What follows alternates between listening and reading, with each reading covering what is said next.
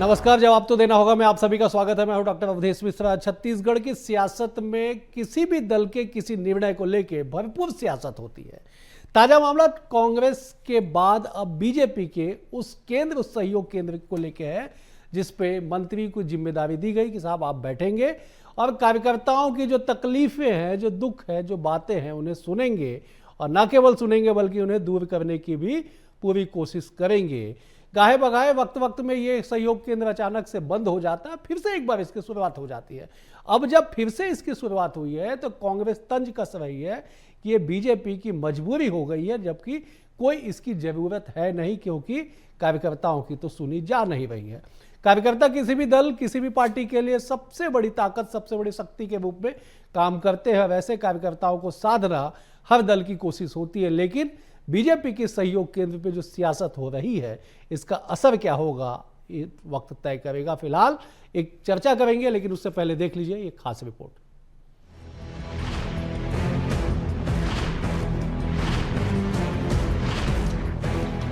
भाजपा कार्यालय में फिर शुरू हुआ मंत्रियों का सहयोग केंद्र।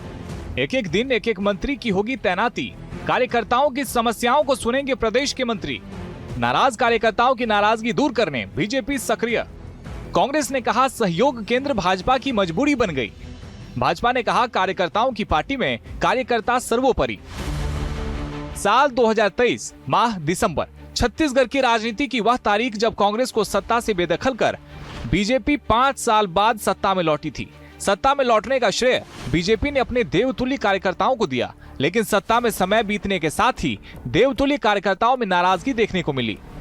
कभी सत्ता में स्थान नहीं मिलने को लेकर, तो कभी संगठन में पूछ परख कम होने को लेकर, तो कभी अपनी ही सरकार के मठाधीशों से महत्व नहीं मिलने के नाम पर। अब जिस देवतुल्य कार्यकर्ताओं ने सत्ता में पहुंचाया, आखिरकार उनकी नाराजगी पार्टी कैसे बर्दाश्त कर सकती थी। बीजेपी ने फरमान जारी कर सहयोग केंद्र की स्थापना की, जिसमें सभी मंत्रियों को एक एक दिन बैठने की जिम्मेदारी दी गई। बीतते समय के साथ सहयोग केंद्र केवल औपचारिकता बनकर रह गया। कभी चुनाव के नाम पर तो कभी व्यस्तताओं के नाम पर मंत्री सहयोग केंद्र से नदारद रहने लगे। अब एक बार फिर लंबे अंतराल के बाद बीजेपी सहयोग केंद्र शुरू करने जा रही है। देखिए, भारतीय जनता पार्टी कार्यकर्ताओं का, आम जनता का हमेशा से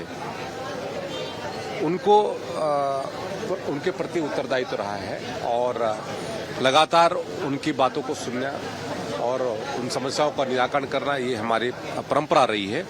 केंद्र में भी इस तरह की परंपरा रही है और इससे पूर्व में भी हमारी सरकार के माध्यम से इस परंपरा रही है।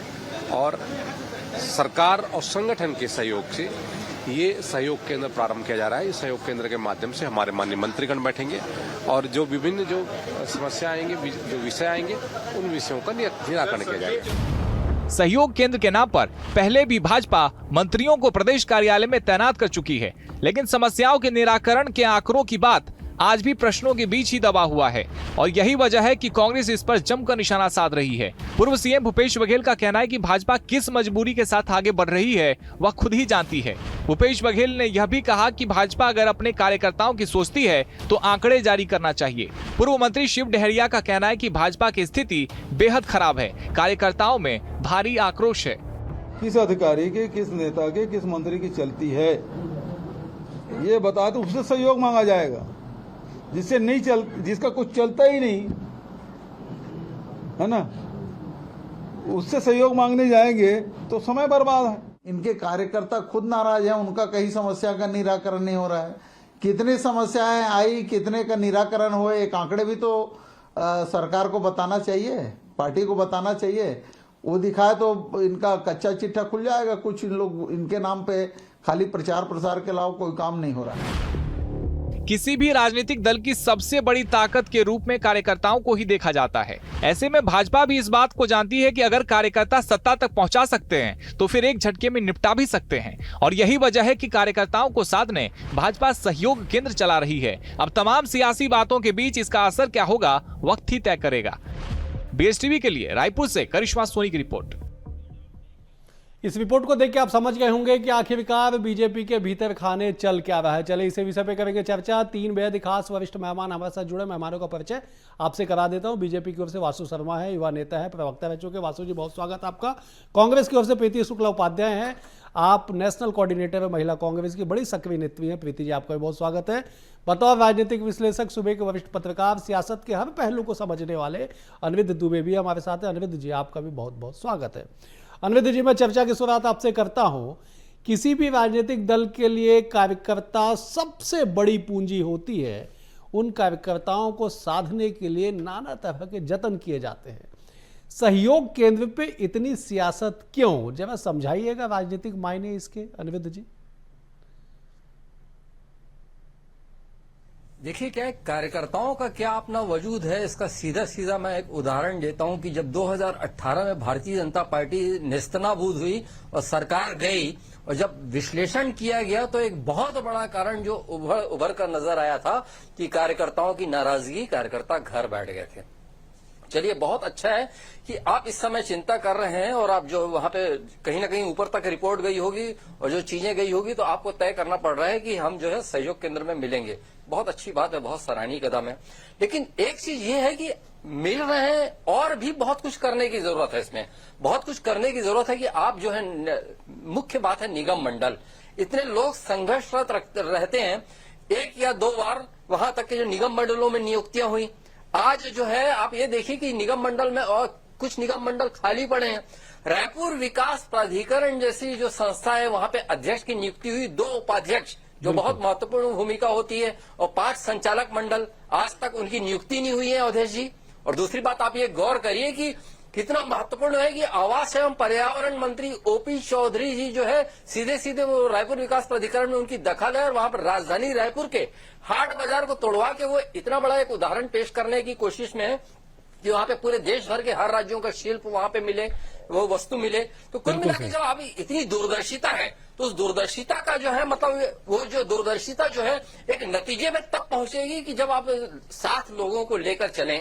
तो वहां पे, और हाउसिंग बोर्ड की मैं बात कर लूं, आज हाउसिंग बोर्ड जो है मतलब बड़े बड़े प्रोजेक्ट ला रहा है, बड़े बड़े दावे हो रहे हैं मीडिया में, तो वहां पे संचालक मंडल की नियुक्ति जो है अनिवार्य रूप से होनी चाहिए। और सहयोग केंद्र के साथ साथ एक और गौर करने की बात है, फिर मैं अपनी बात यहाँ पे खत्म करूंगा अवधेश जी, कि जन दर्शन मैं शुरू से देखते आ रहा हूं। आपने कहा कि सूबे की सियासत पर सतत नजर रखने वाले, तो डॉक्टर रमन सिंह जी के कार्यकाल में जो जनदर्शन की जो परंपरा थी नियमित रूप से चलती थी। जब कोई विशेष कारण होता था तो जनदर्शन रुकता था। अभी ये कि जनदर्शन में यदा कदा विराम लग जाता है, तो सीधे कार्यकर्ता ही नहीं, पब्लिक से भी जो सतत जो है सरकार को जुड़े रहना होगा। कार्यकर्ताओं के साथ साथ पब्लिक को भी साधने की जरूरत है। ठीक है, चले अनिरुद्ध जी, आपने बेहद गंभीर टिप्पणी की, बिल्कुल आपने सही कहा। मैं जब वासु जी का रुख करता हूं, प्रीति जी के पास आखिरी में आऊंगा। वासु जी, यदा कदा ही रोक दिया जाता है, चाहे वो जनदर्शन हो, चाहे सहयोग केंद्र हो, और आप तो पार्टी के आंतरिक व्यवस्था में बड़े जिम्मेदार हैं। वासु जी, जरा समझाइएगा इस सहयोग केंद्र से कितना लाभ कार्यकर्ताओं को मिल पा रहा है।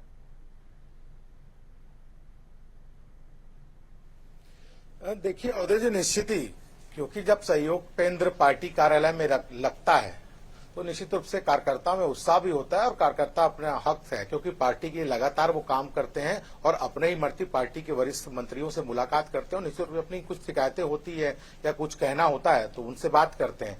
जहां तक आज सहयोग केंद्र की चर्चा हो रही है अवधेश जी, तो निश्चित ही भारतीय जनता पार्टी ही एक पार्टी है जो सबसे लास्ट लोगों की बात करती है। हम अंतिम पंक्ति के व्यक्तियों को तक विकास पहुंचाने की बात करते हैं। तो निश्चित ही आज जैसे हो रहा है कि केवल कार्यकर्ता ही नहीं, कोई अगर आम जनता भी होगा वो भी शिकायत लेके माननीय पार्टी कार्यालय में आ सकता है, मंत्रियों से मिल सकता है, क्योंकि एक एक दिन हर मंत्री बैठेंगे। और जहां तक बोल रहे हैं अभी अवधेश जी, आप भी कह रहे हैं कि बीच में गैप हो, कुछ कारण होते हैं, कुछ कहीं पर सब लोग कहीं किसी का दौरा होता है, कुछ काम होते हैं, तो बीच में निश्चित रूप से विराम लगता है, लेकिन लगातार ये प्रक्रिया हो रही है। जैसे आज जैसे आपके सेवन का भूपेश बघेल जी भी कह रहे थे और कांग्रेस के लोग कह रहे हैं कि वो जनदर्शन में जो आते हैं लोग, सहयोग केंद्र में आते हैं, तो उसका आंकड़ा कभी नहीं। भारतीय जनता पार्टी जब जनदर्शन या सुविधा केंद्र लगा है तब उस दिन शाम को आंकड़े प्रस्तुत किए गए हैं लगातार। जैसे आज का भी आंकड़ा मैं बता देता हूं। आज सहयोग केंद्र में लगभग कुल 58 आवेदन आए, उसमें 58 आवेदनों में शिकायतें करीब करीब 120-125 थी और 150 लोग इस दौरान माननीय मंत्री जी से मिले हैं और 30 आवेदनों का तुरंत वहां पर निराकरण किया गया है और बचे हुए आवेदन को संबंधित विभाग में भेज के जल्द से जल्द निराकरण हो, इसका प्रोसेस बिल्कुल ढांचा बनाया गया है। वासु जी आपने ऐसा नहीं कि हम आवेदन लेके रख दे रहे हैं, उसका प्रोसेस है, वो देख सकते हैं। ठीक है वासु जी, आपने बिल्कुल आंकड़े के साथ अपनी बात को बहुत तटस्थता से रखा। मैं प्रीति जी का रुका, तो प्रीति जी, वासु जी कह रहे साहब आज का ही जिक्र कर लेते हैं। 58 आवेदन, 120 से 25 शिकायतें, 150 करीब लोगों ने मुलाकात की, 30 का तात्कालिक रूप से निराकरण कर दिया गया, बाकी को विभाग में भेज दिया गया। इसके बाद भी कांग्रेस पार्टी कहती है कि साहब आंकड़े जारी करिए। बीजेपी के कार्यकर्ताओं में हताशा दिखाई पड़ रही है, कौन किसकी बात सुनी जा रही है ये भी नहीं पता है। क्यों ऐसा प्रीति जी?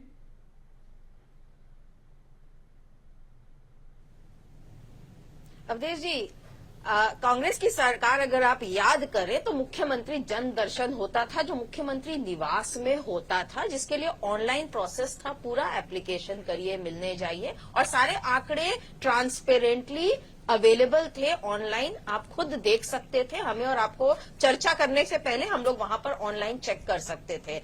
आप याद करिए, कोविड जैसी महामारी आई तब जाकर के केवल उसमें ब्रेक लगाना पड़ा और उसके बाद वो फिर से चालू हुआ और उसके अलावा साथ में एक दूसरा कार्यक्रम शुरू हुआ, भेंट मुलाकात का। तो जन दर्शन में भी मुख्यमंत्री के साथ मंत्री भी और बैठते थे और सारे अधिकारी होते थे वहां पर, कि जो भी कुछ शिकायतें आई निराकरण साथ में हो वगैरह, जितनी प्रक्रिया होनी चाहिए साथ में होता था वहां भी, क्योंकि अधिकारी भी रहते थे और स्वयं मुख्यमंत्री होते थे। इसके अलावा भेंट मुलाकात में जब उस क्षेत्र में जाते थे, उस क्षेत्र के विधायक से लेकर के इवन डिस्ट्रिक्ट लेवल के सारे अधिकारी मौजूद रहते थे, ताकि निराकरण उसी वक्त त्वरित निराकरण हो सके। ये नया चीज जो सहयोग केंद्र या कुछ लाए हैं, कहीं न कहीं कार्यकर्ताओं का असहयोग आंदोलन शुरू हो गया था, उसके मद्देनजर इन्होंने पहले भी शुरुआत करी, फिर ब्रेक लग गया क्योंकि मंत्री लोग भाग जाते हैं, या तो घूमने जाते हैं कहीं, या नदारद रहते हैं, या बहुत सिंपल तरीके से इसे समझे तो अवॉइड कर रहे थे, कार्यकर्ताओं को फेस नहीं कर पा रहे हैं ये मंत्री, इस वजह से बंद हुआ। दोबारा किया, मगर अगर ये जैसे वासु जी ने कहा कि जनता भी जा सकती है, अगर जनता भी जा सकती है तो पार्टी के कार्यालय में क्यों? अगर सहयोग केंद्र केवल कार्यकर्ताओं के लिए है तो पार्टी में आप करते हो कार्यालय में, तो कोई बात आपका एक लॉजिकल लग सकता है। एक बार आप कैसे कह रहे हैं कि जनता के लिए, और जनता के लिए तो पार्टी के कार्यालय में क्यों होगा? फिर ये सरासर भ्रमित करने वाली बातें हैं, ये कहीं से भी लॉजिकल भी नहीं है और ये तरीका नहीं है। और इसमें हम अनिरुद्ध जी ने जैसे बताया कि पिछले भाजपा के कार्यकाल में डॉक्टर रमन सिंह भी मुख्यमंत्री जनदर्शन करते थे। अभी के मुख्यमंत्री का तो अता पता ही नहीं है, एक भी जनदर्शन हमें नहीं लगता, एक भी जनदर्शन ये मुख्यमंत्री ने, विष्णु के कुशासन चल रहा है। ठीक है प्रीति जी, ठीक है। कार्यकर्ता स्वयं इनके असहयोग आंदोलन कर रहे हैं और मुख्यमंत्री पता नहीं कौन से चिर निद्रा में है। ठीक है प्रीति जी, मैं लौटता हूँ आपके पास। ठीक है, इसलिए किया गया। ठीक है प्रीति जी, मैं लौट रहा हूँ आपके पास। कुछ आंकड़े दुरुस्त कर दे, दर्शकों के बीच कोई कंफ्यूजन ना हो कि मुख्यमंत्री जनदर्शन लगाते हैं, विष्णुदेव साहब मुख्यमंत्री है, जनदर्शन वो समय समय पर लगाते, वासु जी के पास इसका पर्याप्त आंकड़े होंगे। सुशासन तिहार चलाया गया जिसमें लगभग 40 लाख आवेदन आए और ये दावा किया गया कि 39,80,000 के तक निराकरण कर दिया गया विभिन्न माध्यमों से। जिस सहयोग केंद्र का जिक्र आप कर रही है, कमोबेश इसी तरह के फॉर्मूले पे कांग्रेस की सरकार भी चली थी। अनिरुद्ध जी को अच्छे से याद होगा, एक मंत्री राजीव भवन में एक दिन बैठते थे, कार्यकर्ताओं की बात को सुनते थे। खैर, मैं आगे बढ़ता हूं। अनिरुद्ध जी, दोनों ही दलों की कोशिश होती है कि कार्यकर्ताओं को साध लिया जाए, लेकिन कार्यकर्ताओं की अपेक्षाएं और इच्छाएं ज्यादा होती है। ऐसे में दोनों दल के प्रमुख जो नीति निर्धारक है, उनके सामने एक चुनौती होती है कि साहब कैसे किया जाए, कैसे साधा जाए। क्या यही वजह है कि कार्यकर्ता जो अपने ही परिवार के अंग जिसे माना जाता है, उन्हें साधने के लिए सहयोग केंद्र, राजीव भवन में मंत्रियों का उस समय बैठना, अभी बीजेपी दफ्तर में मंत्रियों का बैठना आवश्यक हो गया है? अवधेश जी, आपके सवाल में ही जो है आपका जवाब छिपा हुआ है। मैं आ रहा था लेकिन आपने खुद राजीव भवन की आपने बात कर दी। और देखिए क्या है कि ये उदाहरण से समझाना होगा, और इसको है ना थोड़ा सा बोलने का अवसर दीजिएगा, क्योंकि अभी भारतीय जनता पार्टी की सरकार को 2 साल हुए हैं और पिछली सरकार को 5 साल हुआ है। ये परंपरा दोनों पार्टियों में रही है, भारतीय जनता पार्टी में भी रही है और कांग्रेस में भी रही है। चूंकि कांग्रेस ने सहयोग केंद्र को लेकर उंगली उठाई है, तो चलिए मैं वहां का उदाहरण पेश करता हूं। अच्छे लोग भी हर जगह होते हैं, कुशल राजनीतिज्ञ भी होते हैं और दर्द भी सुनने वाले होते हैं, लेकिन जिनमें जो सत्ता का नशा बहुत खतरनाक होता है, उस तरह के तत्व भी दोनों पार्टियों में होते हैं। इसका उदाहरण मैं दे रहा हूं। मैं जब कोरोना काल था तो सीवियर केस में मैं मतलब एम्स में भर्ती था। स्वास्थ्य मंत्री थे टीएस सिंहदेव जी। उन्होंने बहुत गंभीरता से ले हुए 3 से 4 बार मुझे कॉल करके मेरी कुशलक्षेम पूछी। बहुत सारे लोग, बहुत सारे पत्रकारों या उनकी पार्टी के लोगों, कितने लोगों का ही टीएस सिंहदेव जी ने पूछा होगा, मैं ये नहीं बोलूंगा कि उन्होंने मेरा पूछा, लेकिन एक जिम्मेदारी, एक आदर भाव जो पनपता है, निश्चित रूप से पनपता है। अब दूसरे उसी कार्यकाल के उसी शासनकाल के मैं मंत्री की बात करता हूं, नाम नहीं लूंगा मैं। देखिए, आपने सहयोग उस तरीके का हुआ तो राजीव भवन में भी चलता था। जनहित से जुड़ा हुआ एक मामला था, जनहित से जुड़ा हुआ मामला था, 50 से ऊपर से लोगों का जुड़ा हुआ मामला था। तो उस सरकार के एक मंत्री के पास जो है उसी सरकार के एक निगम मंडल के, जिन्हें कैबिनेट मंत्री का दर्जा प्राप्त था, मैं उनके साथ उस सरकार के मंत्री के पास वो जनहित से जुड़े हुए मामले को लिया। तो बिना उस बात की लाइन की परवाह करते हुए उन्होंने कहा कि ये तो मुख्य सचिव की अध्यक्षता वाली कमेटी देखेगी, मुख्य सचिव की अध्यक्षता वाली कमेटी देखेगी। और जब मैं गहराई में गया तो मुख्य सचिव की अध्यक्षता वाली कमेटी का उससे कोई दूर दूर तक लेना देना नहीं था। और यही कारण है कि ऐसे ही जो मंत्री, चाहे अगर कांग्रेस में हो चाहे भाजपा में हो, उसके जो दुष्परिणाम भुगतने पड़ते हैं, कांग्रेस ने भुगता। और मैं ये नहीं कहता हूं कि भाजपा भुगतेगी, लेकिन किसी भी पार्टी को भुगतना होता है। तो इस तरीके के जो उदाहरण जो देखने मिलते हैं, तो कम से कम ऐसे मंत्रियों से बहुत सावधान रहने की कोशिश है इस तरीके का। तो इसकी जो निगरानी की जिम्मेदारी जो है भारतीय जनता पार्टी के संगठन में बैठे बड़े लोगों पर है और मुख्यमंत्री विष्णुदेव साय जी पर है। ठीक है वासु जी, कार्यकर्ताओं को साधना है, क्या कार्यकर्ता संतुष्ट हैं 58 आवेदन देके 125 लोग मुलाकात करके? क्योंकि सरकार के गठन के 2 साल बाद भी अगर इतनी बड़ी संख्या में आवेदन आएंगे कार्यकर्ताओं के, तो कैसे माना जाएगा कि all is good all is well की स्थिति बनी हुई है? नहीं अवधेश जी, इसको इससे जोड़ के नहीं देखना चाहिए कि आवेदन दे रहे हैं मंत्रियों को कार्यकर्ता, तो न पार्टी से वो नाराज है। उनके कुछ काम होते हैं, पर्सनल कुछ होता है, काम भी हो सकता है, तो वो उसके कारण मंत्री और मंत्री से मिलते हैं।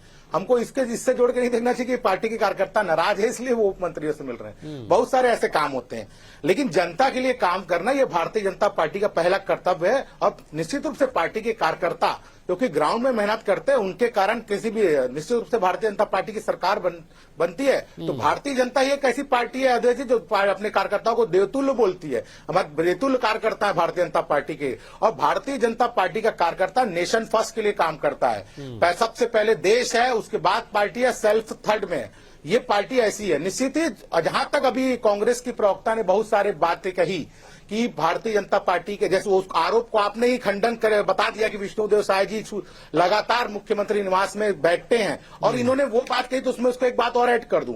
आपके समय तो मुझे पता नहीं कैसे ऑनलाइन वेबसाइट में होता था, लेकिन सीएम विष्णुदेव साय जी की सरकार बनने के बाद जब भी जन दर्शन हुआ है, टोकन जारी हुआ है, वेबसाइट में टोकन नंबर आप जाके सर्च कीजिए, कहां तक आपका काम प्रोग्रेस में, कहां पर किस फाइल पड़ी हुई है, वो सारा डिटेल आपको मिल जाएगा। बिल्कुल पारदर्शी तरीके से, जैसे मैंने अभी भी आंकड़े बताए वैसे पारदर्शी का।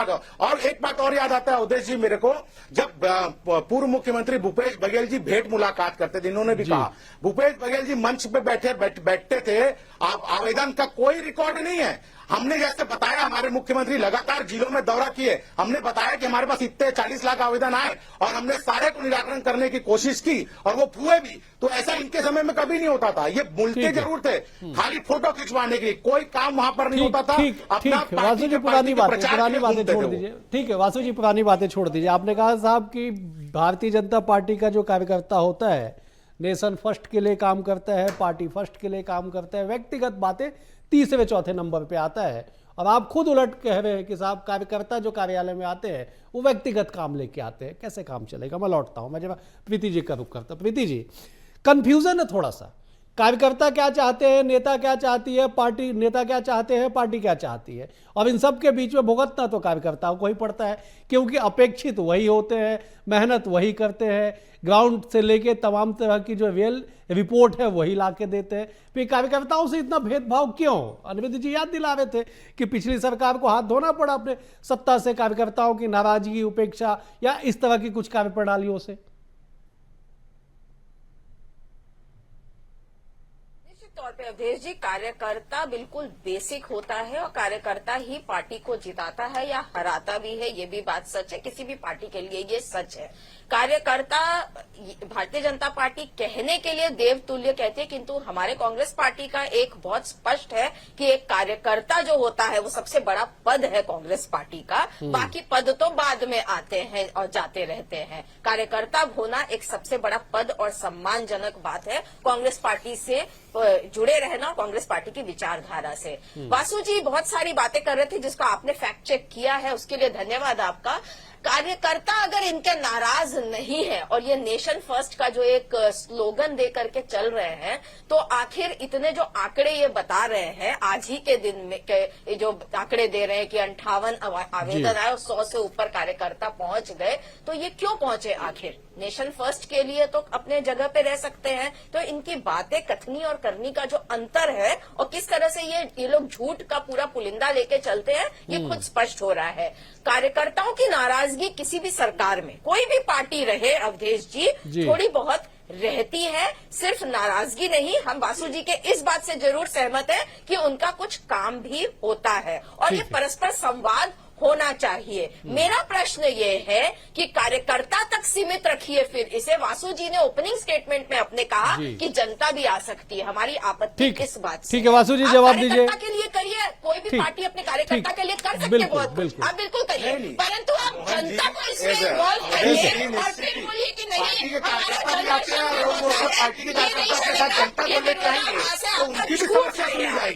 यानी पार्टी के कार्यकर्ता अगर आ रहे हैं अपने कार्यालय में, अगर उनके वार्ड के, उनके कहीं आसपास के लोग अगर उनकी समस्या लेके साथ में अब लोग, आम लोग भी आएंगे तो उसमें क्या आपत्ति है आम लोगों के लिए? क्योंकि जब सरकार होती है आम जनता के लिए। अरे आपके यहाँ भी यही होता था, कांग्रेस में आपके मतलब आपको तो पता ही नहीं है कि आपके आपके ऑफिस में भी मंत्री बैठे थे, आम जनता मुलाकात करते थे। ये क्या बात है? सरकार का ठीक है प्रीति जी एक बार सुन लेते हैं, प्रीति जी एक बार वासु जी का सुन लेते हैं। जिम्मेदारी हमारे सरकार की बात मत करिए। ठीक है प्रीति जी एक मिनट, प्रीति जी सुन लेते हैं एक बार। आपकी जिम्मेदारी है और आपको देना पड़ेगा। बिल्कुल कार्यकर्ताओं की जिम्मेदारी पार्टी नेतृत्व की होती है। वासु जी आप कंप्लीट कर लीजिए, फिर प्रीति जी मैं आता हूं आपके। वासु जी आप कंप्लीट कर लीजिए। नहीं, मैं देखिए अवधेश जी, निश्चित ही मैं कह रहा हूं कि पार्टी के कार्यकर्ता भी जी जान लगाते हैं, पार्टी के लिए मेहनत करते हैं, तो निश्चित रूप से हमारे मंत्रीगण भी समय समय पे उनसे मिलते हैं। कोई ऐसा नहीं कि पार्टी कार्यालय में जब जन दर्शन लग रहा है, सहयोग केंद्र है, तभी पार्टी कार्यकर्ता मिलते हैं। पार्टी कार्यकर्ता तो अपने नेताओं से कभी भी मिल सकते हैं। बिल्कुल। तो ये क्या निश्चित ही सबके लिए, जैसे मैंने पहले भी कहा, जनता भी आ सकती है, सब लोग आ सकते हैं, अपनी शिकायत रख सकते हैं, मंत्रियों से मिल सकते हैं, अपने सहयोग ले सकते हैं और निश्चित रूप से सहयोग करने के लिए हमारे मंत्रीगण लगातार बैठ रहे हैं। आज जैसे श्याम बिहारी जायसवाल जी बैठे थे, कल कोई और बैठेगा, लगातार उनका अभी मंत्री क्लास वहां पर बैठेंगे और सहयोग केंद्र लगाएंगे। ठीक है वासु जी, क्या आपको लग रहा है कि पार्टी के भीतर ऑल इज गुड है? मैं आ रहा हूं, प्रीति जी आ रहा हूं, बस एक छोटा सवाल ले लेता हूं। क्या आपको लग रहा है कि सब कार्यकर्ता उत्साहित है, सब ठीक चल रहा है? वासु जी नहीं, निश्चित है भारतीय जनता पार्टी के कार्यकर्ता उत्साहित है। ठीक है, रूप से भारतीय जनता पार्टी। प्रीति जी आप अपनी बात कर लीजिए। प्रीति जी आप अपनी बातें कह लीजिए, फिर मैं अनिरुद्ध जी का रुख करूंगा।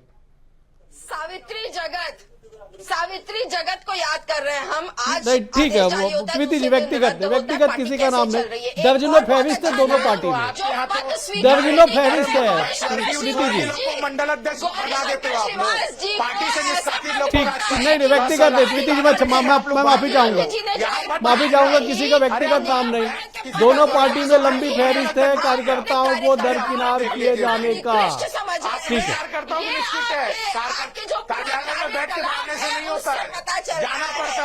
चले ठीक है मैं अनिरुद्ध जी का रुख करूंगा। ठीक है अनिरुद्ध जी 10 सेकंड में जवाब आपसे चाहूंगा। क्या 2028 की तैयारियों के तहत ये सहयोग केंद्र पार्टी को सहयोग करेगी कार्यकर्ताओं के जरिए?